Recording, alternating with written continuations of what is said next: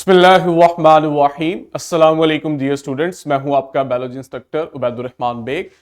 आज हम chapter 5 biomolecule का फर्स्ट एसएलओ स्टार्ट करने जा रहे हैं, which is define biochemistry slash molecular biology. पहले तो आप देखो, एसएलओ हमें डिफाइन करने का कह रहे हैं, ठीक है। हमने उसकी बेसिक डेफिनेशन पढ़नी है और डेफिनेशन के अंदर जो चंद अल्फाज है उन्हें समझना है। और साथ ही आप देखो कि उसने दो फील्ड लिख दी हैं, बीच में स्लैश लगा दिए। अब स्लैश का मतलब यह है कि मैं चाहूं तो मैं सिर्फ बायोकेमिस्ट्री को ही पढ़ा दूं और उसी में मॉलिक्यूलर बायोलॉजी का जिक्र कर दूं, और अगर मैं चाहूं तो मैं सिर्फ मॉलिक्यूलर बायोलॉजी पढ़ा दूं और उसी में सारी बातें कर दूं। लेकिन मैंने आपकी अंडरस्टैंडिंग के लिए दोनों का जिक्र किया है, और दोनों में जो माइनर सा डिफरेंस है ना, वो भी आपकी किताब के अंदर मौजूद है। हमारा topic knowledge introduction to biochemistry and molecular biology है। अब बायोकेमिस्ट्री और मॉलिक्यूलर बायोलॉजी दोनों हम कहते हैं ये वो साइंटिफिक फील्ड्स हैं, बायोलॉजिकल फील्ड्स हैं, जहां हम लिविंग ऑर्गेनिजम्स के अंदर पाए जाने वाले मॉलिक्यूलर एस्पेक्ट्स की स्टडी करते हैं। यानी कि मॉलिक्यूल्स की दुनिया को आप बायोकेमिस्ट्री और मॉलिक्यूलर बायोलॉजी के अंदर स्टडी कर रहे होते हो। आप इन मॉलिक्यूल्स का स्ट्रक्चर भी पढ़ोगे, ये मॉलिक्यूल्स कौन सा रिएक्शन करते हैं वो भी पढ़ोगे, और इनका फंक्शन क्या है वो भी आप पढ़ोगे। लेकिन फर्क आएगा। बायोकेमिस्ट्री की अगर हम बात करें, हम कहते हैं बायोकेमिस्ट्री के अंदर आप सेल्स के अंदर होने वाले केमिकल प्रोसेसेस की स्टडी करते हो, ठीक है। The study of chemical processes within cell और with in living organism is called biochemistry, ठीक है। हम बायोकेमिस्ट्री के अंदर फोकस करते हैं कि सेल इन केमिकल्स को किस तरह से यूज कर रहा है और ट्रांसफॉर्म कर रहा है। अच्छा, सेल में या हमारी बॉडी के अंदर जो केमिकल्स हैं, सब्सटेंस हैं, बच्चों हम इन्हें बायो मॉलिक्यूल्स कहते हैं। बायोमॉलिक्यूल्स क्या होंगे? बायोमॉलिक्यूल्स आप कहोगे ऐसे मॉलिक्यूल्स हैं जिन्हें हम बनाते हैं या जो हमारी बॉडी के अंदर होते हैं। द मॉलिक्यूल्स प्रोड्यूस और present with in living things are called biomolecules. Living organisms के अंदर जो मॉलिक्यूल्स हैं आप इन्हें बायोमॉलिक्यूल्स कहते हो। और बायोकेमिस्ट्री जो है वो इन बायोमॉलिक्यूल्स को सेल किस तरह यूज करता है, इसकी स्टडी का नाम है। अच्छा, मैंने देखो यहां एक वर्ड यूज किया है कि हमारा सेल इन बायोमॉलिक्यूल्स को किस तरह से यूज कर रहा है और ट्रांसफॉर्म कर रहा है। अब ट्रांसफॉर्म से हमें समझ आती है कि असल में सेल एक मॉलिक्यूल को दूसरे में भी कन्वर्ट करता है, और ऐसा होता भी है, ठीक है। आप अक्सर देखोगे आगे जब हायर ग्रेड्स पढ़ रहे होगे कि हमारी सेल के अंदर यह सलाहियत होती है, अगर उसके पास कार्बोहाइड्रेट्स कम पड़ जाए तो वो प्रोटीन्स को भी यूज कर लेता है, लिपिड्स को, फैट्स को भी यूज कर लेता है। तो इनकी कन्वर्जन होती रहती है। कार्बोहाइड्रेट प्रोटीन्स की तरफ जा रहे हैं और प्रोटीन्स जो है वो कार्बोहाइड्रेट में ट्रांसफॉर्म हो रही होती हैं, डिपेंड करता है सेल की जरूरत पे।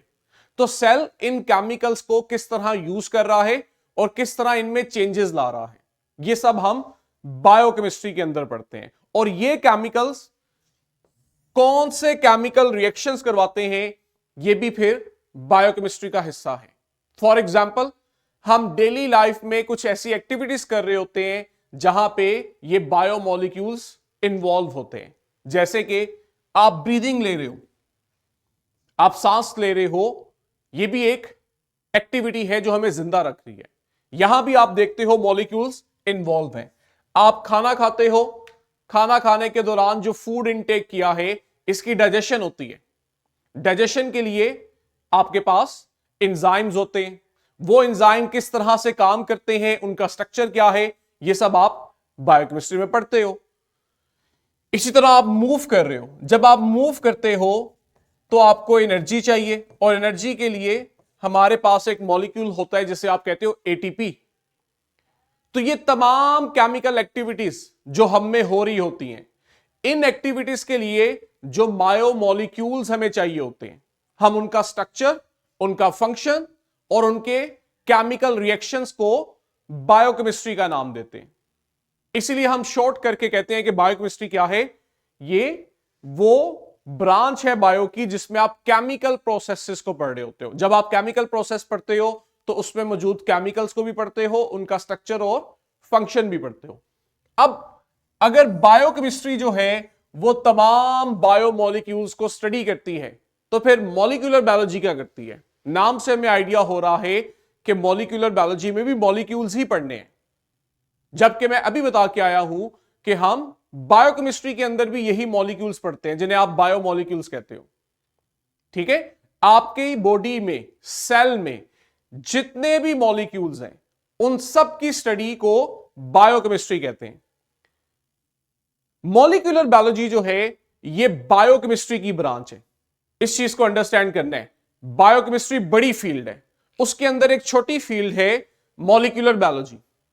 मॉलिक्यूलर बायोलॉजी में हम डीएनए, आरएनए और प्रोटीन पे फोकस करते हैं। ठीक है, बेतहाशा बायोमोलिक्यूल्स हैं जो आपके सेल में मौजूद हैं। इनमें से अगर आप डीएनए को ले लो, आरएनए को ले लो और प्रोटीन, इन तीनों पे अगर आप फोकस करते हो तो बच्चों आप बायोकेमिस्ट्री के अंदर मॉलिक्यूलर बायोलॉजी पढ़ रहे होते हो। तो मॉलिक्यूलर बायोलॉजी हम कहते हैं ये उन मॉलिक्यूल्स की स्टडी का नाम है जो मॉलिक्यूल जेनेटिक इंफॉर्मेशन से रिलेटेड होते हैं। वो मॉलिक्यूल्स जो जेनेटिक इंफॉर्मेशन से रिलेटेड होते हैं, इनकी स्टडी को आप बायोमोलिक्यूल कहते हो, मॉलिक्यूलर बायोलॉजी कहते हो। और इनमें आपके पास 3 कंपोनेंट्स आते हैं, डीएनए, आरएनए और प्रोटीन। हमने तीनों को डिटेल से पढ़ना है। अभी सेल साइकिल वाला हम चैप्टर पढ़ के आए हैं, इतना हमें पता लग गया है कि हमारे पास सेल में क्रोमोसोम होते हैं, और मैंने आपको बताया हुआ है कि क्रोमोसोम जो है उसमें डीएनए होता है, डीएनए का बना होता है, रिमेंबर। और अगर आपको थोड़ा सा आइडिया हो, मैं पीछे ये बात बता चुका हूं कि डीएनए जो है इसके पास होती है जेनेटिक इंफॉर्मेशन। इसलिए हम देखते हैं जब सेल डिवाइड करता है तो वो अपना डीएनए नए सेल्स को देता है, और डीएनए के पास होती है इंफॉर्मेशन, जिस इंफॉर्मेशन से नए सेल्स को कंट्रोल किया जाता है। ठीक है, और वो इंफॉर्मेशन क्या होती है? वो इंफॉर्मेशन ये होती है कि डीएनए सेल को प्रोटीन बना के देते हैं, लेकिन डीएनए से जो प्रोटीन बनती है ये डायरेक्टली नहीं बनती। डीएनए से पहले एक और मॉलिक्यूल बनता है जिसे हम आरएनए कहते हैं। तो डीएनए आरएनए बनाता है, आरएनए फिर राइबोसोम्स के पास जाता है और राइबोसोम आरएनए को रीड करके प्रोटीन बनाते हैं। इस तरह हम कहते हैं कि डीएनए से प्रोटीन बनती है, लेकिन दरमियान में आरएनए भी इन्वॉल्व होता है। हमने इन सब के स्ट्रक्चर्स पढ़ने हैं, अभी जो इंफॉर्मेशन दे रहा हूं इसको रिटेन करो। ये जो डीएनए से आरएनए और आरएनए से प्रोटीन बनी है, ये वो प्रोटीन है जिसको बनाने वाली इंफॉर्मेशन डीएनए के पास होती है, और इस इंफॉर्मेशन को हम कहते हैं जेनेटिक इंफॉर्मेशन। तो जब आप डीएनए, आरएनए और प्रोटीन को पढ़ रहे होते हो तो बच्चों आप बायोकेमिस्ट्री के अंदर मॉलिक्यूलर बायोलॉजी पढ़ रहे होते हो। ठीक हो गया। मॉलिक्यूलर बायोलॉजी जो है वो फोकस करती है डीएनए के ऊपर। डीएनए बना कैसा है, इसका स्ट्रक्चर कैसा है, और ये कॉपी कैसे बनाता है। याद है हमने सेल साइकिल में बात की थी कि हमारे पास इस तरह से क्रोमोसोम होता है, लेकिन एस फेस में जब वो जाता है उसके डीएनए की कॉपी बनती है। तो वो डीएनए की कॉपी कैसे बन रही है ये आप मॉलिक्यूलर बायोलॉजी के अंदर पढ़ रहे होते हो। इससे हमें हेरिडिटी का पता लगता है। हेरिडिटी कहते हैं विरासत को, जो एक नस्ल से, एक जनरेशन से दूसरी जनरेशन में ट्रांसफर होती है, पेरेंट से ऑफस्प्रिंग में ट्रांसफर होती है, इसे कहते हैं हेरिडिटी, और वो डीएनए की शक्ल में होती है। तो हम मॉलिक्यूलर बायोलॉजी के अंदर हेरिडिटी की बात करते हैं, जेनेटिक वेरिएशन की बात करते हैं। रिमेंबर क्रॉसिंग ओवर पढ़ा था, रैंडम असॉर्टमेंट ऑफ क्रोमोसोम पढ़ा था, वो सब जो था वो मॉलिक्यूलर बायोलॉजी का हिस्सा है, क्योंकि वो डीएनए से रिलेटेड है।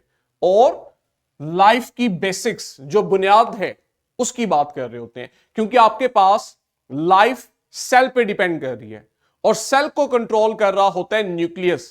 और न्यूक्लियस के अंदर भी डीएनए होता है जो सेल को कंट्रोल करता है।